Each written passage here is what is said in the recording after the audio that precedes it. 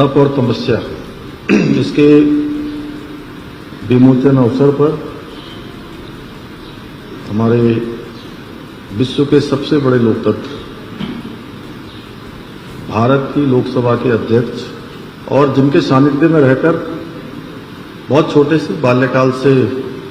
मुझे उनके साथ काम करने का सौभाग्य प्राप्त हुआ, आदरणीय ओम बिरला जी, और जिनके द्वारा पूरे भारत ही नहीं बल्कि विश्व के अंदर भारत को ले जाने का जो काम करते हैं, लगातार अभी आदरणीय निशंक जी बता रहे थे, शिकागो सम्मेलन से लेकर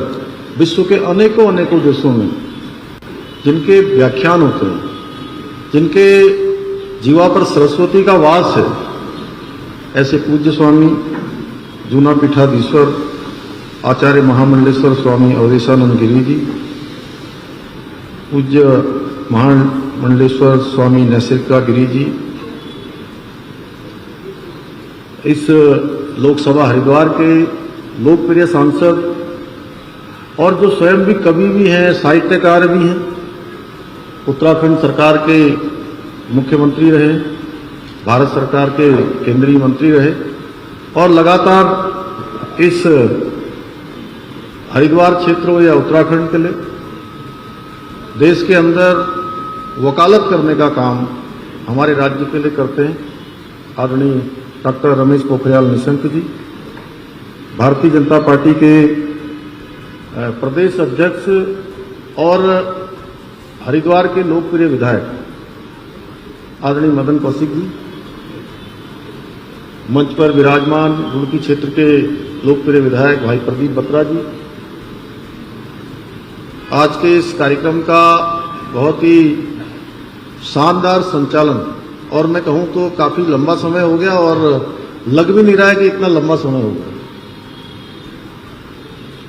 हमारे कुलपति प्रोफेसर महावीर अग्रवाल जी, प्रभात प्रकाशन के जिनके द्वारा ये पुस्तक प्रकाशित हो रही है, हमारे बंधु प्रभात जी, और आज सच बताऊं तो जब मेरे पास त्रिपाठी जी आए थे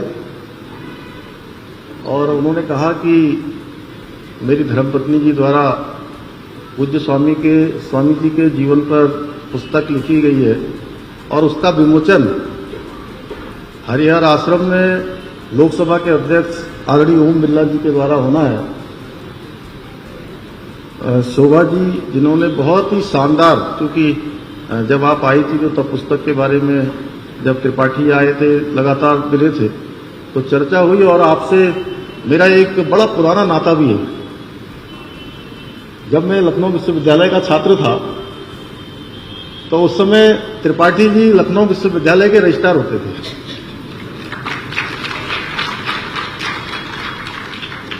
तो मैं सबसे पहले तो शोभा जी को बहुत बधाई देता हूं कि उन्होंने वास्तव में स्वामी जी के जीवन पर जो पुस्तक लिखी है वो निश्चित रूप से स्वामी जी के जीवन को पढ़कर अनेक लोग लगातार उनसे प्रेरणा लेकर अपने जीवन को सफल और सार्थक बनाएंगे। आज बड़ा परम सौभाग्य है कि एक साथ मंच पर इतने सारे महानुभावों के विचार सुनने को मिल रहे हैं। कार्यक्रम में मेरे समक्ष उपस्थित हमारे पूर्व में कैबिनेट मंत्री रहे संत समाज के प्रतिनिधि स्वामी यतीश्वरानंद जी, हमारे प्रणव साहब, संजय गुप्ता जी, त्रिपाठी जी, चौहान साहब, आशुतोष जी, विमल जी, संजय जी, अनेकों ऐसे सभी उपस्थित, ज्योरा जी। अब मैं किसी का नाम भी लूंगा तो सब सोचेंगे कि मेरा नाम नहीं ले रहे हैं, इसलिए मुझे क्षमा करेंगे। और मेष राशि से लेकर मीन राशि तक इस सभागार में उपस्थित सभी हमारे महानुभाव, पूज्य संतगण, मैं आपकी उपस्थिति को प्रणाम करता हूं, नमन करता हूं, और आप सबकी उपस्थिति और पूज्य स्वामी जी का सानिध्य आदरणीय ओम बिरला जी का सानिध्य निश्चित रूप से एक बहुत ही हम सभी के अंदर ऊर्जा का और मस्तिष्क को अधिक जागृत करने का काम करेगा। तुलसीदास जी ने लिखा है, संत समागम हरि कथा तुलसी दुर्लभ दोहे, यानी उनके सब सदियों बाद भी उतने ही सार्थक हैं जितने तब थे। आज भी आपका धन, वैभव, संपदा सब अर्थहीन है यदि आप संतों और गुरुजनों की वाणी को नहीं सुनते, उनके विचारों का अनुसरण नहीं करते। तो हमें बड़ा सौभाग्य मिला है कि हमको शोभा जी ने पुस्तक दी है और इस पुस्तक के माध्यम से निश्चित रूप से हमें पूज्य स्वामी जी के जीवन से अनेकों अनेक चीजें और उनके कृत्यों से हमको सीखने को मिलेगी। मैं इस कार्यक्रम में उपस्थित प्रत्येक संत को, सनातन संस्कृति के प्रहरी को, सबको मैं दंडवत प्रणाम करता हूं और आशा करता हूं कि आप सबका सदैव हम सबको मार्गदर्शन मिलता रहेगा। और जब भी कोई कठिन समय आया है तो हमारे सनातन धर्म के वाहकों ने इस धर्म ध्वजा को आगे बढ़ाने का काम किया है। सनातन वो है, वैसे तो पूज्य स्वामी जी बैठे, अब यहाँ पर कोई विद्वानों जैसी बात करना मैं समझता हूँ कि सूरज को दिया दिखाना जैसा है। उनकी उपस्थिति में ज्यादा बोलना मैं समझता हूँ बिल्कुल भी वो नहीं है, लेकिन फिर भी सनातन वो है जो सदैव चलता रहा, न नया है न पुराना है, जो पहले भी था आज भी है और आगे सारस्वत रहने वाला है। यही सनातन है और इस सनातन को बढ़ाने का काम पूज्य स्वामी जी के द्वारा हो रहा है और आपके द्वारा लगातार संस्कृति के संभावक के रूप में आज पूरी दुनिया के अंदर भारत को ले जाने का काम होता है। लगातार अनेकों आश्रम, जैसा आदरणीय निशंक जी कह रहे थे, यहाँ पर कितने सारे काम यहाँ पर पूज्य स्वामी जी के द्वारा संचालित होते हैं। सामने ही देखिए बोर्ड लगा हुआ है, स्वामी अवधेशानंद फाउंडेशन निःशुल्क चिकित्सा शिविर। ऐसे अनेकों काम मैं देखता हूँ स्वामी जी के पास, जो भी उनके सानिध्य में आता है, जब भी उनसे मिलता है निश्चित रूप से प्रेरणा मिलती है। और स्वामी जी को सबसे अच्छा मैंने ये देखा कि स्वामी जी के सामने आकर मैंने कभी भी उनके चेहरे पर कोई उदासी का भाव नहीं देखा। जब भी मैं मिला हूं, चुनाव के बाद मैं स्वामी जी से एक दिन मिलने आया था, तो बड़ा असमंजस था कि और बड़े बड़े विद्वान, बड़े बड़े जो एनालिस्ट करने वाले हैं, ओपिनियन पोल वाले हैं, सबके अपने अपने अलग अलग व्यू जा रहे थे आम चुनाव के बाद वैसे। और स्वामी जी से जब मैं मिला यहाँ आश्रम में, स्वामी जी ने बढ़िया सा हम सबको प्रसाद यहाँ पर ग्रहण करवाया, सबको प्रसाद दिया और स्वामी जी बोले, भैया कोई भी निराशा की बात नहीं है, बहुत अच्छा रिजल्ट आने वाला है। और उस समय मन में थोड़ा धुकधुकी जरूर थी, क्योंकि पूरा सभी लोग ये कह रहे थे कि भाई इस बार यहाँ पर उत्तराखंड के अंदर हर बार क्या होता है, एक बार इस पार्टी की सरकार बनती है, दूसरी बार दूसरी पार्टी की सरकार बन जाती है। 4 चुनाव में यही हुआ लगातार, एक बार इस पार्टी की सरकार, एक बार उस पार्टी की सरकार। इस बार भी बहुत सारे लोगों को गलतफहमी थी कि इस बार सरकार बदल जाएगी, लेकिन मैंने देखा स्वामी जी का दृढ़ विश्वास और हमारे देश के यशस्वी प्रधानमंत्री मोदी जी का नेतृत्व, उनके नेतृत्व में जब वो रिजल्ट आया 10 मार्च को, तो पूरे उत्तराखंड के अंदर इतिहास बदल गया और 2/3 बहुमत भारतीय जनता पार्टी को मिल गया और एक मिथक टूट गया। तो स्वामी जी ने जो कथन चुनाव के तत्काल बाद 14 फरवरी के बाद में आया था, तो आपने जो तत्काल कहा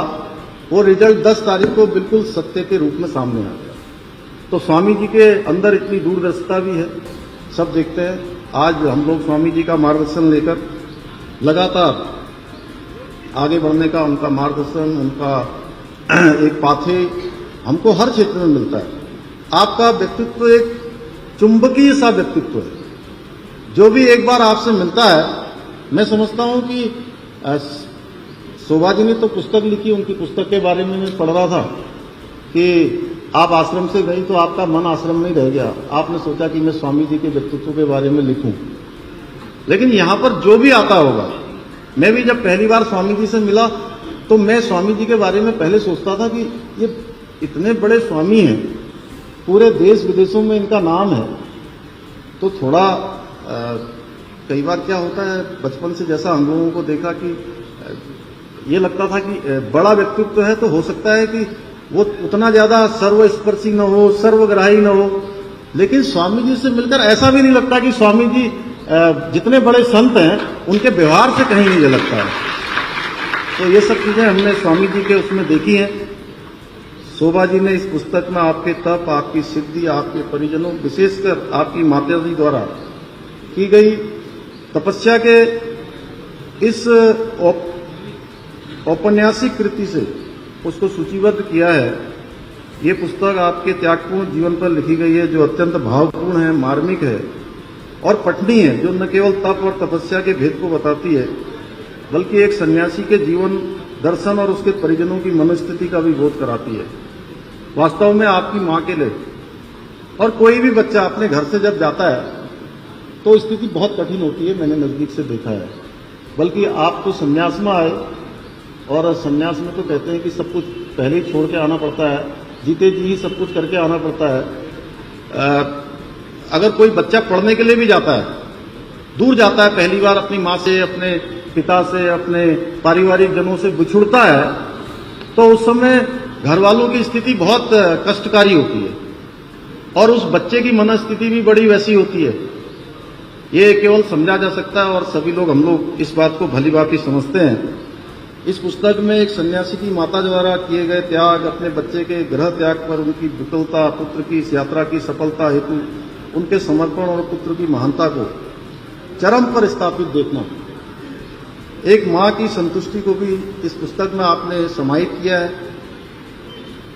अंत में मैं इस पुस्तक के बारे में जो कवि गोपाल दास नीरज जी के लिखी 218 नंबर पर मैं देख रहा था, मैंने पढ़ा अभी, एक कुछ पंक्तियां हैं जो मैं स्वामी जी के जीवन प्रकाश पर डालती हैं, मैं उद्धृत करना चाहता हूं। हम कितना जीवित रहें इसका नहीं महत्व, हम कैसे जीवित रहें यही तब तो अमृत। जीने को हमको मिले यद्यपि दिन दो चार, जीने को मिले यद्यपि दिन दो चार, जिए मगर हम इस तरह की, हर दिन बने हजार, हर दिन बने हजार। ये स्वामी जी को नीरज, गोपाल दास नीरज की जो पंक्तियां हैं मैं उनको समर्पित करता हूं। और इस अवसर पर लेखिका जी को, शोभा जी को बहुत मैं उनका अभिनंदन करता हूं कि उन्होंने स्वामी जी के जीवन पर सबको पढ़ने का अवसर प्रदान किया है। पुनः पूज्य स्वामी जी को नमन करते हुए, पूज्य संतगणों को नमन करते हुए और आदरणीय ओम बिरला जी का देवभूमि उत्तराखंड आगमन पर, क्योंकि मैं वैसे तो उनसे बहुत बार बचपन से मिलता रहा हूं, लेकिन उत्तराखंड की धरती पर आज मुख्य सेवक के रूप में पहली बार मिल रहा हूं। तो आपका सबकी तरफ से, पूरे उत्तराखंड वासियों की तरफ से एक बार पुनः आपका अभिनंदन एवं स्वागत करते हुए